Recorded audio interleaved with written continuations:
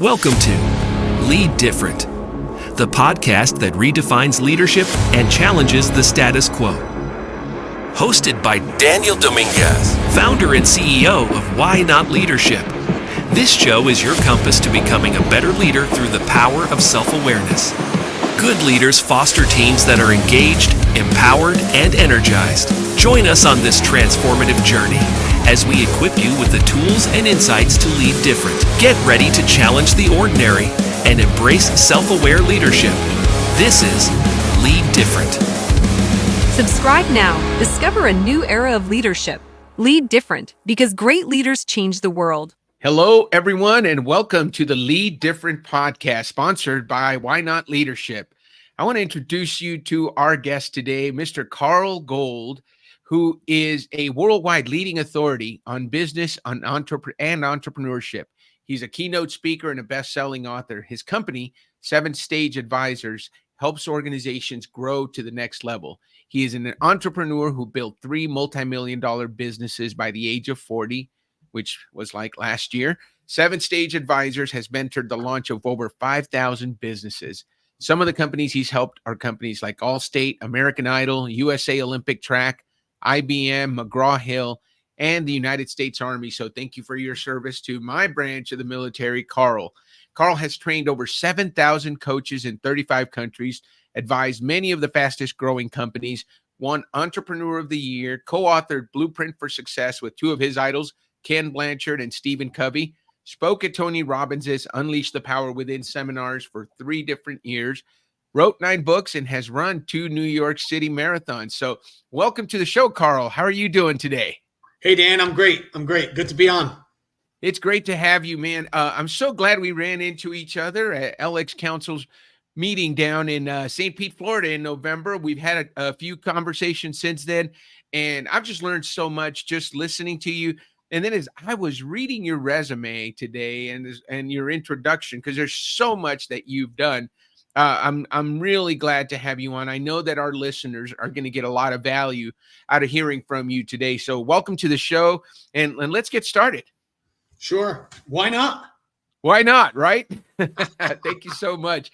So Carl, one of the things I like to do is go over our guest YOS, right? I do that with every client I work with.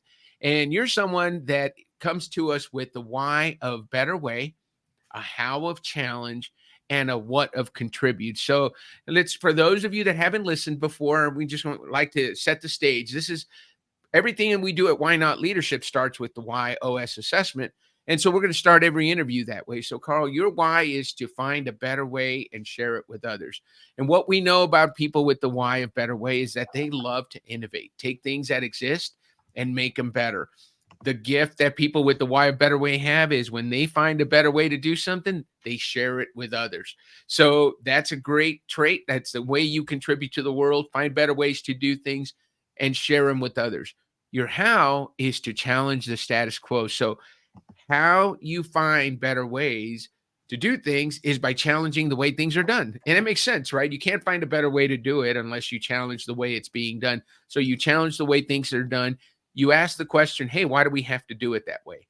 What's really cool about that combination, at least from the people that I've worked with, is you find better ways. So while you're challenging the status quo, you don't always run with every idea. It's only the ones that can be better. And those are the ones you tend to implement.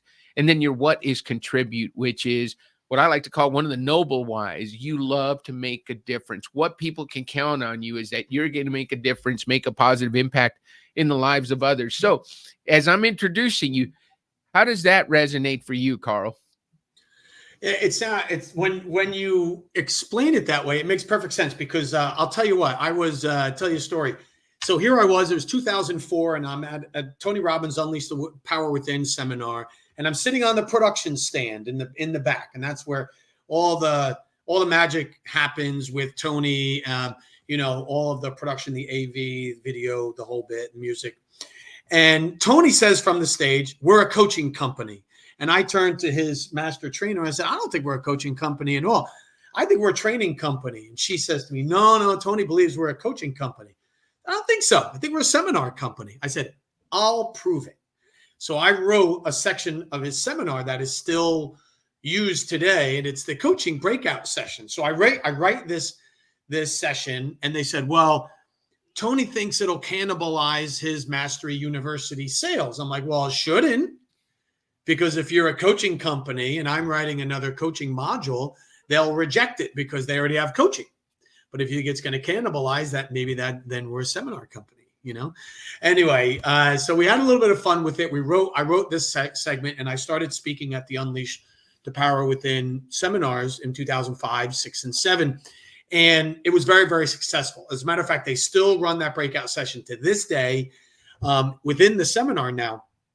And it's a larger part of it. And what came out of it was a whole new way that they sell coaching. And so, yeah, that was my contribution to a better way and challenging the status quo all in one. So where did that start for you, Carl? I love asking this question because when we're a better way person, when I talk to people with the why of better way, there's usually a time, that they first notice, hey, yeah, and they say, you know what, I've been doing that since middle school, since elementary. Can you remember the first time you said, hey, there's got to be a better way of doing this? And then you suggested it, you challenged the way it was being done. That's a great example, because I love that applies to business. But take us back to maybe a time, whether it's elementary, middle school, or even in your family, when you told Dad, hey, Dad, why do we have to do it that way? Do you recall that? I do. The first time I really recall it was, I remember I was on a baseball team, and I was 13 years old. I was just in the new league. And I remember my coach coming to me one day and saying, hey, I've got to do the lineup. And he says to me, what do you think?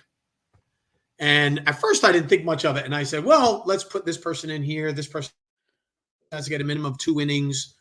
And we strategized the lineup. And not only did he use that lineup, that game, he had me set the lineup for every other game going forward. And I remember saying to one of my friends, I'm like, who sets the lineup on your team?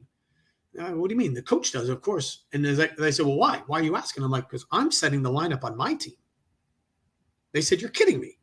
You're a 13-year-old in the 13, 14, 15. I wasn't even the oldest kid on the team. And I was doing the lineup.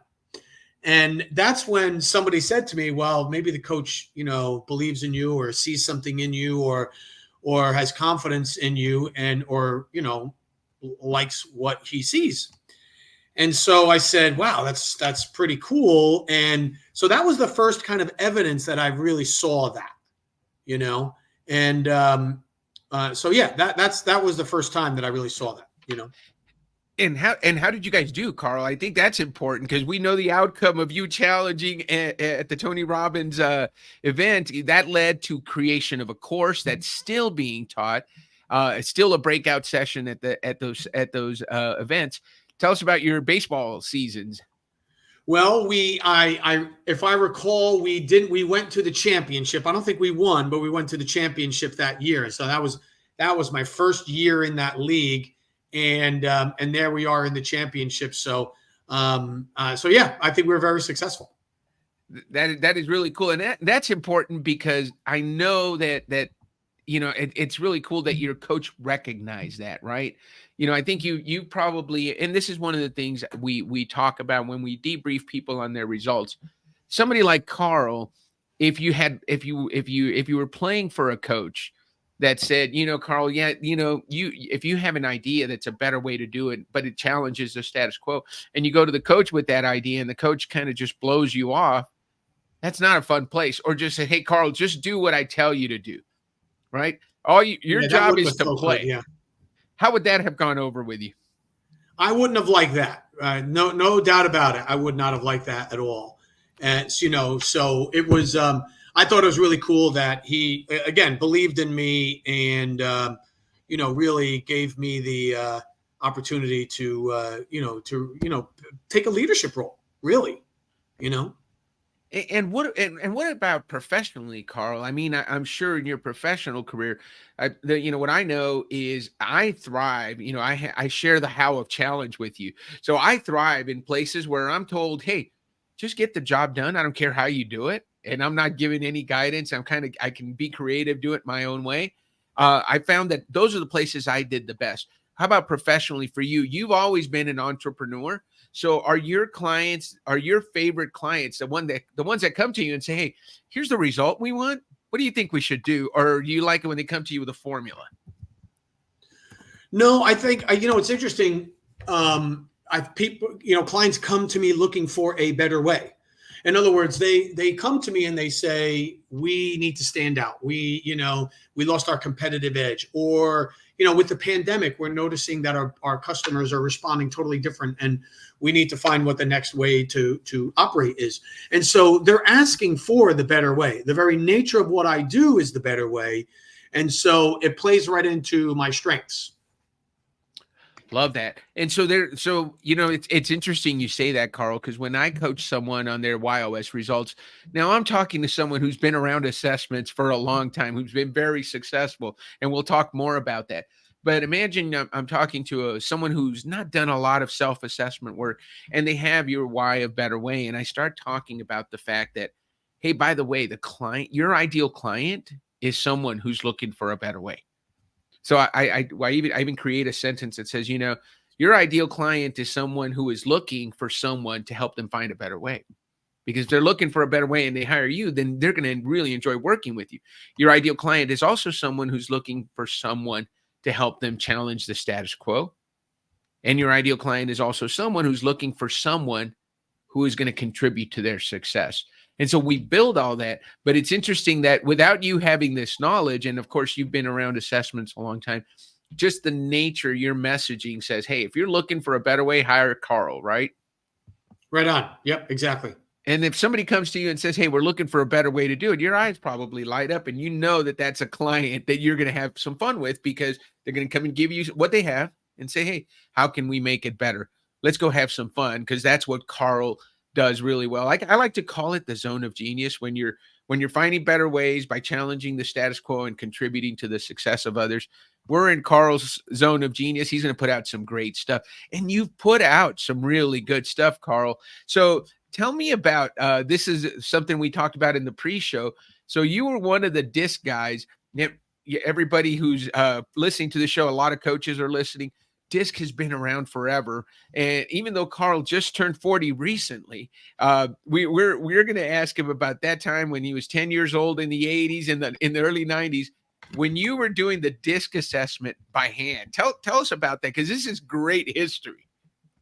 Yeah, so in the very beginning, when these assessments were done on paper, and people would have to plot out their answers and draw lines in between them, and even though I was, the DISC assessments became computerized in the 80s. When I first started in the 90s, yes, you had access to software, but not everyone had software, and not everyone had access to computers and all that. So even though they were computerized, people were still doing them on paper. That was the predominant way that these were done. So I still have the box, because I didn't use them all, with all of these forms to fill out. And it actually had the grading scale on it. So when somebody filled in that button, you had to take it, and it actually gave you the algorithm, and you would add up and you would subtract and you'd multiply, and it would give you the graph. It was wild, for its time, especially when you think about it now, when you click buttons and behind the scenes, the algorithm is running. But it was pretty interesting times, back then. And how accurate was it? Was it still just as accurate as it is today? I know that I guess there could be math. You're talking about tabulating the results yourself. So I guess the practitioner could make a math error and possibly make somebody that's a DI an ID or something like that. You could, but it was pretty straightforward. I mean, anybody can really manipulate an exam if they want to. I mean, I can just reverse all my answers, and you can say, well, who is this clown? All right. But for the most part, people take the assessment in very good spirit. They believe in it. They're doing it for the right reasons. And so, yeah, it's really, we have found that whether you're doing, paper or electronic, people still felt that, it was a reasonably accurate assessment, And that's such a different world from today, Carl. So, I spent the last 4 years at Y Institute, and we're growing the Y discovery and using it with leaders. And I remember being frustrated when one or two of the people would have issues with their computer and they couldn't get into the discovery and couldn't plug in. You're talking, yeah, like you said, the disk got computerized, but not everybody had access to it. So where today 1 out of 100 people is having trouble accessing it, you're talking a lot of people where it was probably a lot easier to just, hey, fill out this form and I'll go home and tabulate it and we'll get to the results later, right? Pretty much that's the way it went. Or we would do them in person or over the phone. So I might mail the form to somebody and they would fill it out while I had my same copy. So yeah, it was, it's funny. It was just, when you look back at it and you realize, wow, that's how they did it. Like, yeah, that's how you did it. That was it, So it was interesting times for sure. And we didn't know any better, Well, and it's funny. I was having a conversation with someone earlier in the week, Carl. All the stuff on the Jetsons. I remember all the stuff on the Jetsons that's come true. You and I are doing a video call right now, just like on the Jetsons. The stuff that we said, ooh, in the future we'll be able to do that. I think everything except for the flying cars has come true. Can you think of something on the Jetsons that we're not doing yet? I don't think so. And look, the cars were not far behind, because if you look at the the flying cars, they're just drones. I mean, Right. that's a drone is going to be that, So yeah, Absolutely. so it's interesting, I think the Jetsons, we're very, very close to the world according to George and Jane Jetson. Well, so Carl, tell me about one other part, and this is really, I know people will want to hear about this. I mean, by the age of 40, you had built 3 multi-million-dollar companies. So how do you do that at such a young age? What was it that drove you? Is it the better way? Is it always looking for a better way to do things? How is it that you were able to get that done at such a young age, when a lot of us are starting our entrepreneurial careers at that age? You were already a veteran.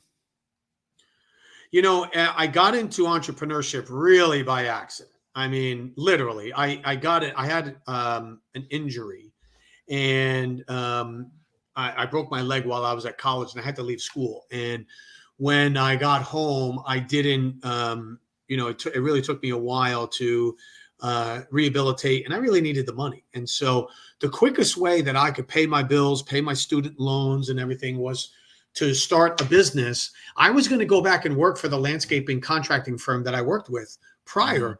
But I realized that the year before, he had sent me out on all the proposals. And then when I would win the proposals, which I was doing pretty frequently, then he would come back to me and say, okay, great, go do the job.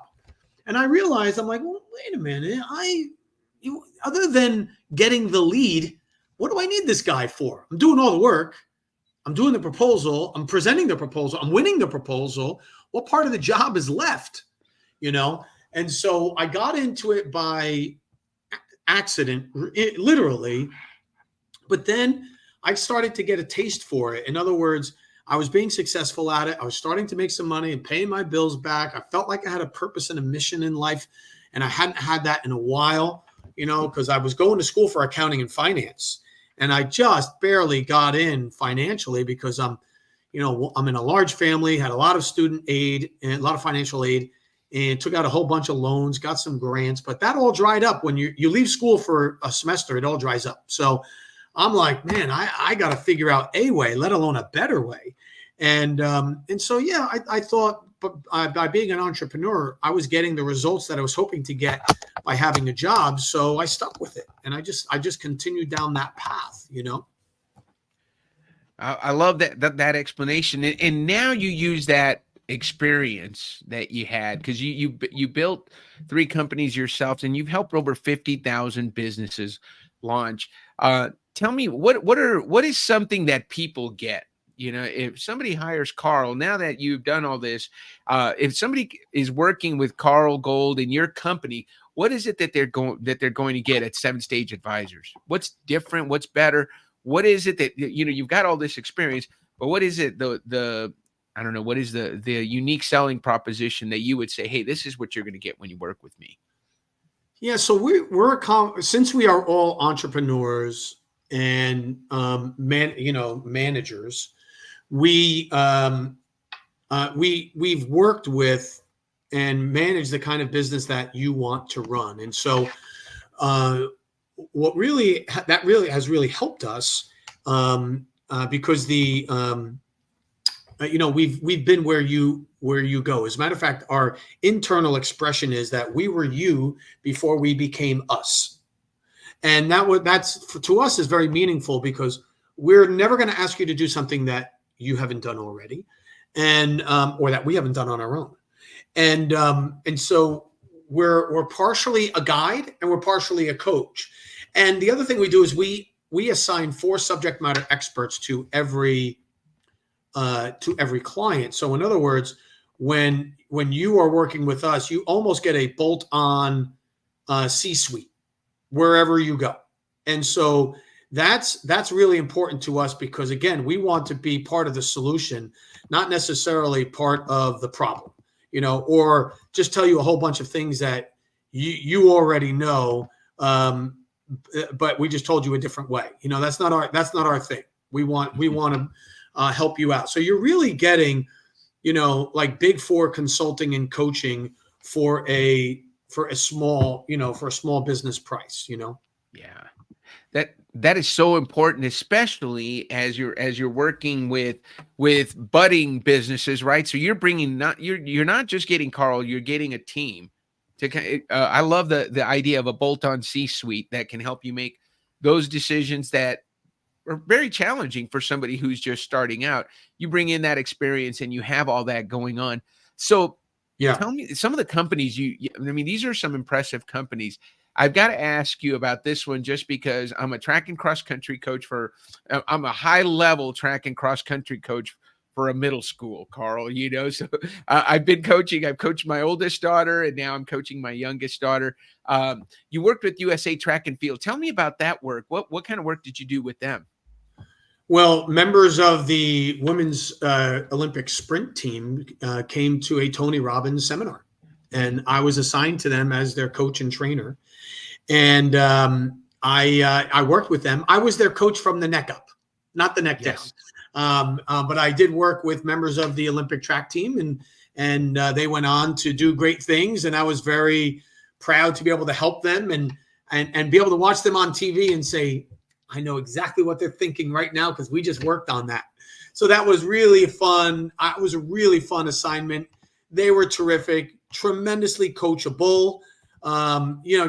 They were everything that you would hope they would be. They were superstars, really were. It's amazing to work with that high level and talk about a great convergence there, Carl, because one of the things that we hear in the coaching industry, especially as I work with coaches, we talk about the fact that Olympic level, high caliber athletes need coaches. So what makes you think that you as a business owner wouldn't benefit from getting some coaching? And that's really a convergence of, these were actually high-level Olympic athletes that had a coach, and they needed coaches from the neck up. So they'd done all the physical stuff. They had all the physical gifts. Somebody was taking care that they could run at their fastest, at their peak, and they're peaking at the right moment. But you got to work with them on the mental side of it. Correct. And get them ready for that part of it. And you mentioned it. You knew what they were thinking. You knew what the work that you'd put in together to get them ready for those high level events at the Olympic level, which is pretty cool. The other client that I saw that you worked with that I really, as I said, as you can see from the picture behind me, I spent a few years in the military. What kind of work did you do with the U.S. Army, my branch of the military? Well, I've worked with various people within within multiple branches of the service, but worked with a number of leaders that were involved in Operation Freedom, and our work in Iraq and Afghanistan over the years. And I was very honored. They awarded me with a flyover. I got a flag that was part of in one of the F-16s that did a flyover on one of their missions. So it was, again, more leadership. There's the mechanics of success and there's the mindset of success. And I've been asked to assist in the mindset. What was the thing that was most for you what did you notice in the military? What was different about working with those people than working with high-level executives and high-level Olympic athletes? What was if you could point one thing that's different? I know, Simon Sinek talks about their dedication to duty. What did you see?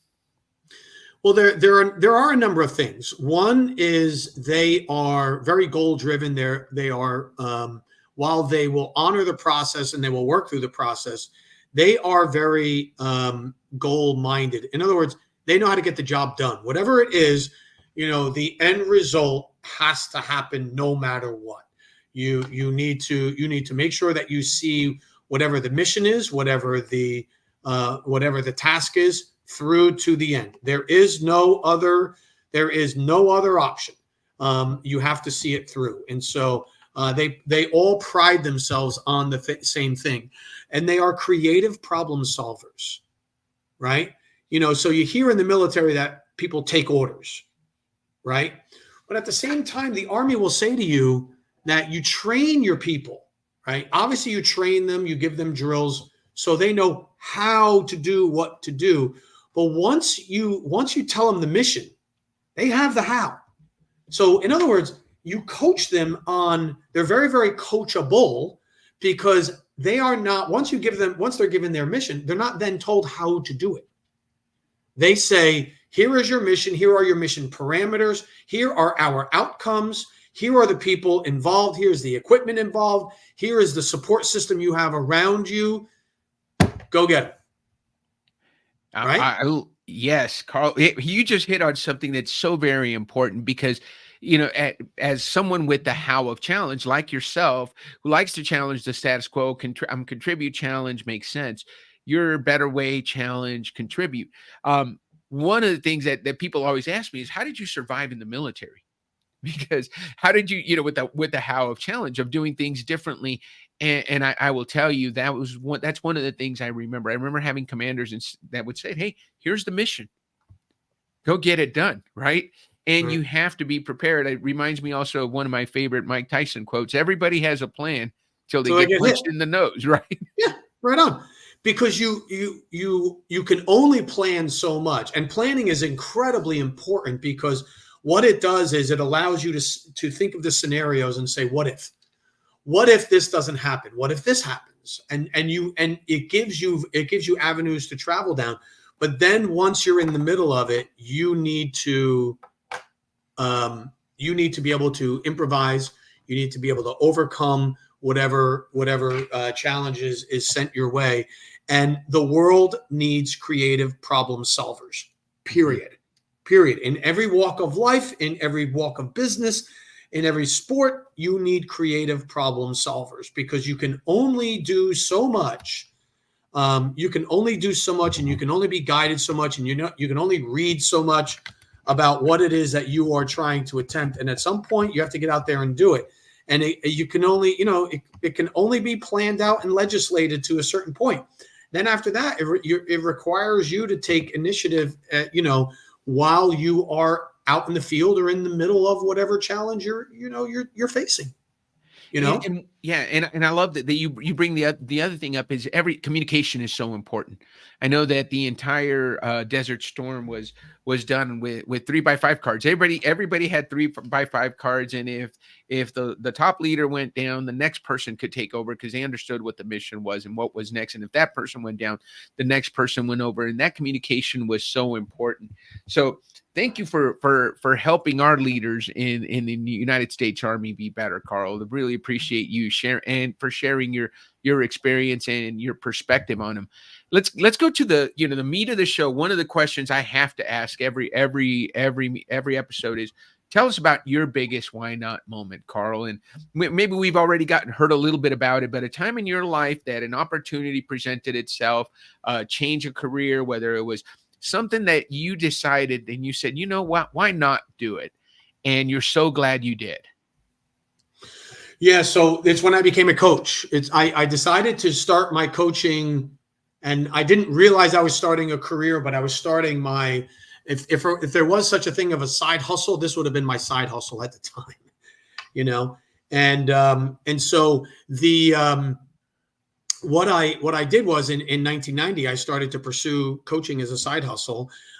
People asked me about it. They said, "You want to get involved in this?" I said, "Why not?" And then in 1996, after working with a business coach from my business, I said, "I want to do this." And I started to really focus in on how this would be a bigger and better part of my career. And so the why not moment for me was I decided to do a business that just simply didn't exist at the time. No one knew about it. No one heard about it. I just, and when I told people that I was, getting out of my construction company so I can do this business that, no one had ever heard about, to do a job no one even knew about in an industry that didn't exist, everyone thought I was crazy. But I knew it felt right. I knew it was the right thing for me. Wow. And it's turned out extremely well for you. Nowadays, I think you can say, "Hey, I'm a coach," and people don't assume you're a sports coach. I'm sure you heard that a lot, right, Carl? What sport do you coach? That's exactly what people asked me when I said, "Oh, I'm going to go into coaching." They're like, "Wow, great. What sport?" Because at the time I coached basketball with a buddy of mine. We co-managed a couple of basketball teams. And so people assumed I was going to pursue becoming a professional basketball coach. That's fantastic, Carl. Well, thank you so much for being on the show. What do you say we end the show on that note? Why not? That's it. Thank you so much, Carl. This has been such a pleasure. Half an hour goes by fast when we have fantastic guests like you. Thank you for being on. Thank you for sharing your experience, your wisdom with all of us here at Why Not Leadership and everybody in our audience. Remember, tune in every week. Hear more about how we find coaches and leaders who like to lead differently. Subscribe now. Discover a new era of leadership. Lead different because great leaders change the world.